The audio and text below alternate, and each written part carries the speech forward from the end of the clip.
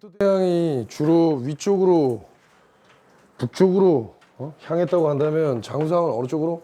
아래쪽으로 남하정책을 핀다. 그래서 장수왕의 남하정책으로 인해서 오세기가 형성된다 이렇게 얘기했지, 그치? 그래서 우리 오세기는 어떻게 간다고? 오강장문 비계운동 했을 때 오강장문 하면 누구야?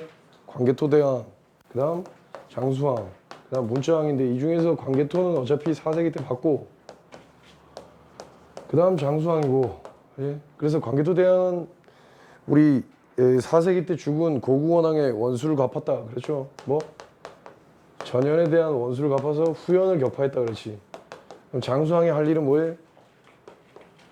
고구원왕이 원통했던 이유가 뭐다? 죽었다 그랬잖아, 그렇지? 왜? 일단 전연의 침을 받아서 쇠퇴했고 그 다음에 죽은 이유가 뭐해? 바로 백제 근초공왕한테 죽었으니까 장수왕이 복수를 해야 되겠지, 그렇지? 복수를 하기 위해서 남하정책을 한다 이렇게 생각하시면 되겠고, 그 다음 뭐 문자왕은 문자 그대로 고구려 최대 영토고, 그 다음 비유왕, 계로왕, 문주왕, 동서왕. 이 노래는 당연히 다 암기하셔야 돼. 이 노래를 암기 안 하고 이 큰 그림을 잡는다는 거는 말이 안 되는 얘기야. 오케이? 일단은 노래를 다 암기해놔야 이게 무슨 왕인지 거기에 갈 수 있잖아. 그 다음 여기가 백제고, 그 다음 누구야?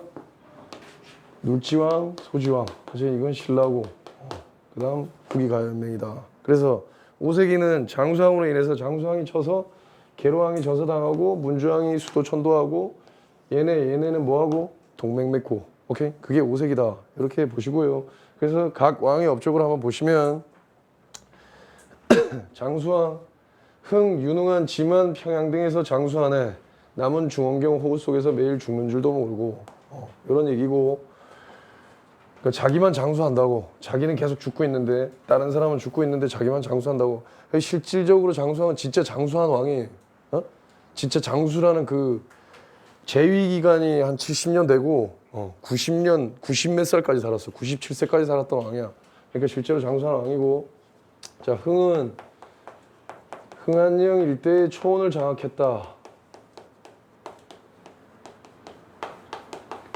이 흥한령 일대의 초원을 장악함으로써 이거는 누구랑 같이 했냐면 유연과 연합을 했고, 부족이야, 부족. 유연 부족과 연합해가지고 흥한령 일대의 초원을 장악한다. 오케이? 그 다음에 그렇게 함으로써 이 지두를 분할 점령한다.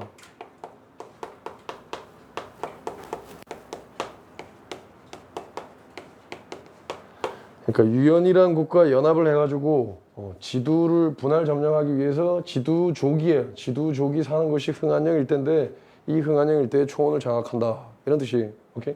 그래서 유연과 연합해서 지두를 분할 점령하기 위해서 흥한령 일대의 초원을 장악한다. 이게 세 개는 연결된 거야. 오케이?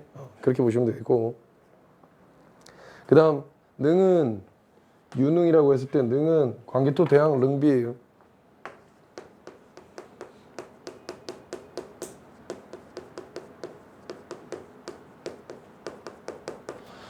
그래서 광개토 대왕 릉비를 누가 만들었다? 장수왕이 만들었다. 광개토 대왕이 누구예요? 장수왕의 아버지지, 아버지. 그렇지? 그 아버지의 업적을 기리기 위해서 광개토 대왕 릉비를 만들었다. 그래서 릉이 둔법칙이 되면 능이 돼. 그래서 광개토 대왕 릉비고, 이 광개토 대왕 릉비에는 뭐가 나와 있냐? 첫 번째로는 수묘인이, 마지막에도 수묘인이 해야 되겠다. 일단 뭐가 나와 있냐면 광국 시조에 대한 언급이 나와 있고, 두 번째는 광개토 대왕의 업적. 광개토 대왕 능비니까. 그래서 여기서 보면 뭐 한강 이북을 점령하고 이런 얘기가 나온다.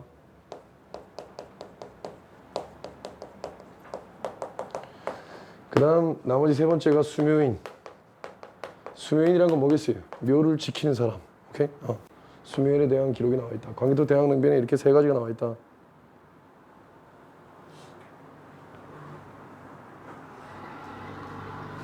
그리고 광개토 대왕 능비는 임나 일본 부설의 근거가 된다 그렇지. 임나 일본 부설은, 임나는 가야를 얘기하는 거고 가야 쪽에 일본이 지배했다. 요거를 광개토 대항 릉비를 보면서 일본이 주장할 수 있는 근거가 된 게 또 광개토 대항 릉비야. 왜냐하면 광개토 대항 릉비에 보면 이 주체가 이제 광개토 대항 릉인데 광개토 대항이 건너오는 외를 뭐 무찔러서 신라 백제를 뭐 속국으로 삼았다 이런 얘기가 거기 나와 있는데 그게 탁본하는 과정에서 한 글자가 빠졌어요. 그래서 한 글자가 빠진 걸 일본 애들이 자의적으로 해석해가지고 일본이 쳐들어와가지고 신라 백제를 지배했다 뭐 이렇게 하는 근거가 되는 게 또 광개토 대항 릉비다. 오케이. 그래서 고구려의 비석이 두 개가 나오는데 광개토 대항 릉비랑 좀 이따가 나올 텐데 충주 중원 고구려비 다 뭐예요? 장수왕 때야. 오케이? 고구려의 비석은 다 장수왕 때다. 알겠죠? 광개토 대항 릉비라고 해서 광개토 대항이 만든 게 아니야. 자기가 자기 비석 만들면 좀 그렇겠지. 물론 뭐 장수왕 때 자기 비석도 만들지만 그렇다고 생각하시면 되겠고 그 다음에 이게 뭐예요? 평양성 천도다. 평양성 천도. 이 수도를 천도한다는 건 쉬운 일이 아니에요. 수도를 천도한다는 건 보통 언제 수도를 천도하겠어? 옛날에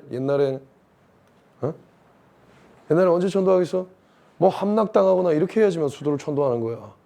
우리 전에도 수도 천도한다고 있잖아. 서울 옮긴다고 이렇게 했을 때 노무현 대통령 때 그래서 뭐 정치인들뿐만 아니고 엄청 난리가 났었지. 그렇지? 그런 거랑 마찬가지야. 수도 천도는 쉬운 게 아님에도 불구하고 장수왕이 왕권 강화를 위해서 수도를 천도하는 거야. 그럼 평양성으로 천도했다는 건 어디에서 평양성으로 천도한 거야? 졸본에서 천도한 거죠. 그래서 고구려 수도 천도를 볼 수 있다 여기서. 그래서 고구려는 어떻게 간다고? 고구려는 처음에 어디 있어요? 졸본에서. 그 다음 국내성으로. 졸본에서 국내성으로 이동시키는 왕은 누구다? 유리왕이에요. 유리왕. 이건 뭐 별로 중요하지 않지만 국내성에서 평양성. 마지막까지 평양성에서 끝나는 거야. 오케이? 장수왕이다.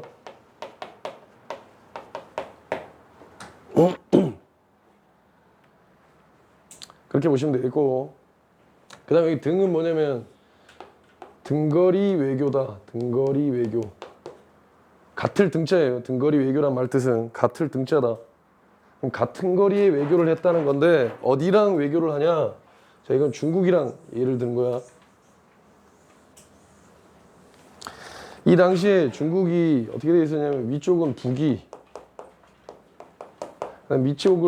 위쪽에는 여러 나라들이 바뀌는데 통칭해서 그냥 남조라고 불러. 오케이? 북이랑 남조가 있었는데 장수왕이 등거리 외교라고 한 건 무슨 뜻이냐면 고구려가 북이랑 남조랑 삐까삐까하게 친하게 지냈다 이 얘기예요. 오케이? 북이랑 남조랑 둘 다. 북이랑 남조랑 어떻게 했어? 사이가 안 좋았다고. 둘은 사이가 안 좋은 상태에서 장수왕은 북이랑도 남이랑도 쉽게 얘기하면 둘 다 조공을 바친 거야. 그럼 조공을 바치면 보통은 뭐라고 생각하냐면 조공을 바치니까 우리가 더 힘이 약하다 이렇게 보겠지만 장수왕 때는 되게 뻗어나가고 있었거든. 이 외교를 위해서 굳이 싸울 필요가 없는 적들이랑 싸울 필요가 없는 거야. 그래서 안 싸우면서 조공을 바치면서 외교 관계를 잘 해나가서 이 고구려는 계속 평화, 전쟁 상태가 아닌 평화 상태를 누렸다. 또 아버지 광개토 대왕 때 많이 이제 외국들이랑 싸우면서 뭐 국민들이 또 힘들었겠지. 예, 그런 부분에 대한 뭐 그거를 위해서 나중에 이렇게 둘 다랑 친하게 지냈다. 이게 등거리 외교다. 오케이? 그런데 나중에 이제 백제가 있단 말이야. 좀 이따가 또 보겠지만 백제 계룡왕 때 북위에다가 국서를 보내요. 국서라는 건 외교 문서 편지를 보낸다는 얘기야. 편지를 보내서 뭐라 그러냐면 저 고구려 놈들 좀 압박 좀 해주시면 안 돼요? 고구려 이놈들 되게 나쁜 놈인데 좀 압박 좀 해주시면 안 돼요? 이런 편지가 국서가 전달된다고 계룡왕 때. 근데 이건 뭔 상황이냐면 쉽게 얘기하면 얘는 뭐냐면 얘는 문과 짱이야. 문과에서 싸움 잘하는 짱이고 얘는 이과 짱이야. 학교에서 이제 둘 다 잘 나가고 있는데 둘 다 이제 으르렁으르렁 되고 있는 상태에서 얘는 아주 센 놈인데 센 놈인데 왜 알지? 그 애들 옆에는 항상 또 일진 옆에는 항상 그런 애들 있잖아. 잘 나가는 얘는 뭐 무에타이를 한 아주 잘 나가는 애야. 그래서 얘는 문과 짱이랑도 친하고 이과 짱이랑 친해. 둘은 사이가 안 좋지만 그러고 있는 가운데서 어떤 얘보다는 싸움도 못하고 이런 놈이 문과 짱한테 저 새끼 되게 나쁜 놈이니까 저 새끼 좀 네가 좀 때려달라 이렇게 얘기한 거야. 오케이? 그러니까 얘가 때려주겠어요? 얘가 오히려 야, 그 새끼가 니 보고 그 새끼가 니를 좀 때려달라고 나보고 얘기하던데 둘이 친하게 지냈으니까. 그래서 오히려 고구려가 바로 백제를 나중에 치게 된 또 그 빌미를 제공한 게 또 그것이다 이렇게 생각하시면 되겠고, 근데 사실은 정확한 역사적 사실은 뭐냐면 백제가 북위에다가 국서를 보낸 다음에 북이랑 친해져요. 사실은 장수왕이 그때부터 더 조공을 바치고 또 이렇게 하는 모습이 있어.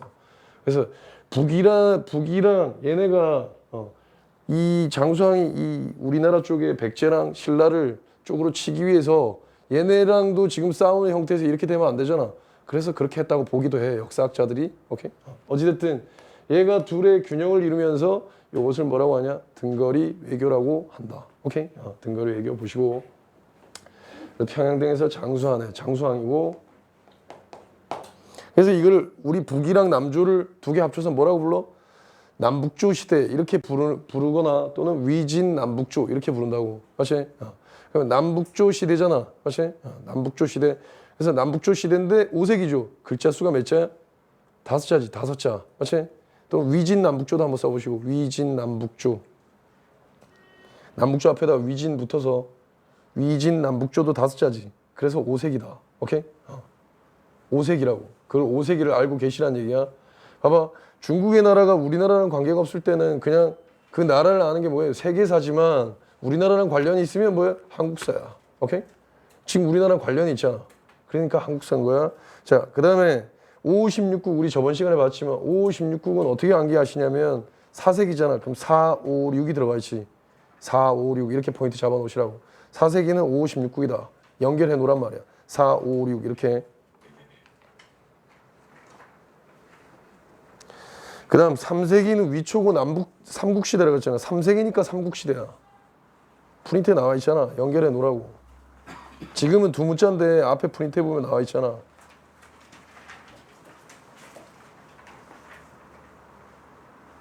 이세기 한은 어차피 고조선 멸망시키고 한나라가 쭉 지속된다고 보면 되겠지. 3세기 삼국시대. 요런 디테일한 거를 내가 얘기한 대로 적어 놓으라고. 나중에 적어 놓지 않고 나중에 혼자 보면 이거 그냥 외워야 되는 거잖아. 그치? 너네가 규칙성을 발견할 수 없으면, 여러분들이 발견할 수 없으면 내가 그걸 대신 발견해 주는 거야. 그러니까 그렇게 해서 여러분들이 기억을 오래 할 수 있는 거. 오케이? 그래서 4세기는 뭐야? 뭐다? 5호 16국 탁탁 튀어나와야 돼요. 3세기는 삼국시대고 중국에, 4세기는 5호 16국 시대고. 그래서 저번 시간에 얘기했잖아. 4세기 뭐야? 미천왕 때 5호 16국의 혼란기를 틈타서 미천왕이 낭낭대방을 축출하고 서한평을 점령할 수 있었다. 말씀드렸죠. 그 다음 5세기 남북조 시대니까 5세기라고. 그러니까 등거리 외교, 장수왕의 등거리 외교 얘기가 나오는 거야. 알겠어요? 그렇게 보시고. 그 다음에 그러면 남하정책을 하면서 결국에 이렇게 남하정책을 하면서 여기는 평양성 천도하면서 어떻게 한다고? 이제 백제랑 신라가 뭘 맺게 되는 거야? 나제 동맹을 맺게 되는 거지. 나제 동맹을.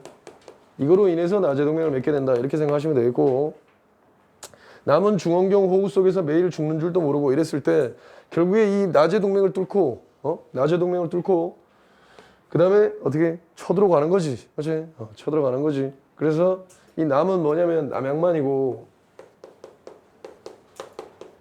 그 다음에 죽이 중령이에요. 여기서부터 여기까지가 쳐 내려온 거야. 이건 어디냐면 충주 그쪽이라고 생각하시면 돼. 충주. 오케이? 그러니까 당연히 고구려에서 위에서 내려오다 보니까 당연히 한강 유역은 넘어간 거지. 한강 유역을 확보하게 된다. 이때 보시면 되겠고, 남은 중원경 호 속에서 매일 죽는 줄도 모르고 이랬잖아. 자, 그래서 그걸 보여주는 증표가 뭐냐? 중원 고구려비. 비석이 2개가 나온다 그랬잖아. 이 중원 고구려비는 중원이라는 게 진짜 중간이란 뜻인데 우리나라에 딱 중간쯤 되는 곳이 바로 충주다. 이렇게 생각하시면 돼. 오케이? 그래서 중원이고, 여기는 보통 부를 때 충주까지 붙여서 충주 중원 고구려비 이렇게 얘기하시면 된다. 충주 중원 고구려비. 그럼 아까 전에 광개토 대항능비에 건국시조랑 그다음 광개토 대항의 업적이랑 수묘인에 관한 게 나와 있었다면 중원 고구려비도 뭐가 나와 있었는지 비교할 만한 것이가 있어야 될 거 아니야? 거기에 뭐가 나와 있었냐면 매금이고요. 매금. 매금이라는 건 뭐냐면 신라왕을 매금이라고 불렀다. 오케이? 그래서 매금이란 명칭이 신라 매금 이렇게 나와 있고, 이 매금이라는 건 신랑을 하대한다, 낮춰서 부르는 거다 이렇게 생각하시면 돼. 이 신랑을 낮춰서 부른 걸 보고 이걸 뭘 느낄 수 있냐? 여기서 고구려의 천하관을 볼 수 있다. 세계관, 천하관을 볼 수 있다. 우리가 우월하다 이거지. 오케이? 고구려의 천하관, 천하를 바라보는 의식을 볼 수 있다는 얘기야. 오케이? 그것도 보시고요. 그 다음에 경은 경당이다. 경당. 우리 소수림왕 때 뭘 설립한다고? 중앙에 태학을 설립한다 그렇지. 그렇지? 지방에 장수왕 때 경당을 설립한다. 이렇게 생각하시면 되는데, 이건 약간 논란의 소지가 있어요. 장수왕 때 경당을 설립했다는 소리도 있고 소수림왕 때 경당을 설립했다는 얘기도 있기 때문에 이건 약간 논란이 있다 이렇게 생각하시면 돼요. 기본적으로는 장수왕 때 경당이라고 가시고 약간 논란이 있다. 기록이 분명하게 나와 있지 않은 거야. 오케이? 그래서 그런 거다. 그래서 기본적으로 이렇게 알아두시면 돼. 중앙에 고구려의 교육기관 하면 고구려의 교육기관, 중앙엔 태학, 지방엔 경당. 태학은 소수림왕이라고 그랬잖아. 경당은 뭐다? 일단 장수왕이고 소수림으로 보기도 한다. 오케이? 이렇게 알아두시면 되겠다. 약간 논란의 소지가 있어요. 그냥 경당이라고 알아두시면 되는데, 기출에도 경당이라 나왔었는데 약간 논란이 있기 때문에 그렇게 보시면 되겠고, 그 다음에 이거는 호우명 그릇이에요.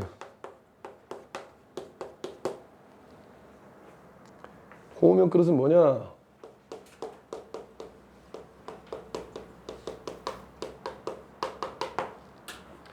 이 어디 무덤에서 발견됐단 말이야. 이 호우명 그릇이. 그 무덤이 뭐겠어요? 호우총이야. 총은 무덤을 의미하는 거고 호우총에서 호우명 그릇이 발견돼요. 오케이? 그럼 이 호우총이 어디냐? 신라야, 신라. 신라 호우총이야. 신라 호우총에서 호우명 그릇이 발견된 게 되게 이상하잖아. 고구려의 호우명 그릇. 그럼 고구려라는 건 어떻게 하느냐? 그릇 밑에 보니까 이렇게 글이 써져 있어. 뭐라고 써져 있었냐면 이렇게 써져 있어요. 국강상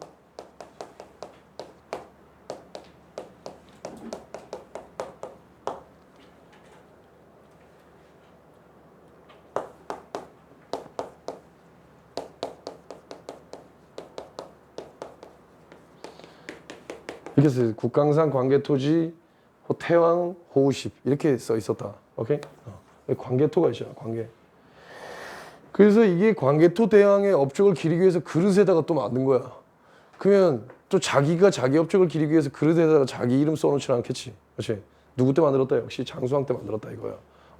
근데 여기서 의문점이 생기잖아. 왜 고구려의 그릇이 과연 신라에서 발견됐을까? 오케이? 그럼 고구려와 신라가 뭔가 밀접한 관련이 있다는 얘기잖아. 그래? 그러면 우리가 배운 게 있잖아요. 뭘 배웠어요? 4세기 말에 신라에 침입한 외를 격퇴하는 과정에서 누가 왔어? 고구려군이 왔지. 고구려군이. 이제 안 배운 사람도 있는데 고구려군이 온단 말이야. 그 고구려군이 오는 과정에서 그래서 외가 어디로 도망가? 가야로 도망가서 나중에 금강가야가 약해지는데, 그럴 때 고구려군이 따라가서 쑥대밭을 만들어 놓고 다시 어디로 돌아왔겠어요? 신라로 돌아온다고. 오케이? 신라로 돌아와서 이것도 뭐 얘기는 여러 가지 설이 있는데 그렇게 생각하시면 돼. 그래서 신라로 돌아와서 고구려군이 주둔하고 있었던 거야. 오케이? 계속. 그럼 신라군이 주둔하면서, 고구려군이 주둔하면서 무슨 그릇을 먹겠어? 자기들 그릇으로 먹겠지. 그 자기들 그릇이 하나가 바로 호우명 그릇이다. 이렇게 생각하시면 되겠다. 오케이?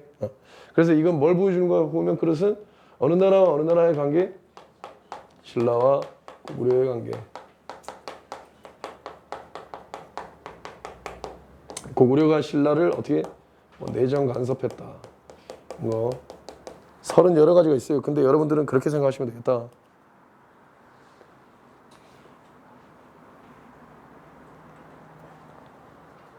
그래서 이렇게 보시면 일단 장수왕의 기본적인 업적들 다 나와 있다. 오케이? 유능한 지만 평양 등에서 장수하네. 남은 중원경 호우 속에서 매일 죽는 줄도 모르고. 그리고 아까 중원고구려비 하면 매금 있지? 이 매금이라는 명칭이 나오면 그냥 중원고구려비 이렇게 가는 거고, 하나 또 바뀐 게 있다. 매금이랑 그 그다음에 의복을 하사했다. 뭐 이런 얘기가 있어요. 그런 얘기가 나오면 그런 얘기가 사료에 나오면 아 이건 중원고구려비다 해서 그런 중원고구려비로 가야 되겠다. 매급 나오면 일단 중원고구려비 가면 되는데 의복 하사한 얘기가 나오면 중원고구려비 이렇게 가시면 되겠다. 오케이. 관계도 대항비랑은 확실하게 비교가 되고요. 그다음에 호호면 그릇 같은 경우는 신라와 고구려의 관계를 보여주는 거다. 오케이.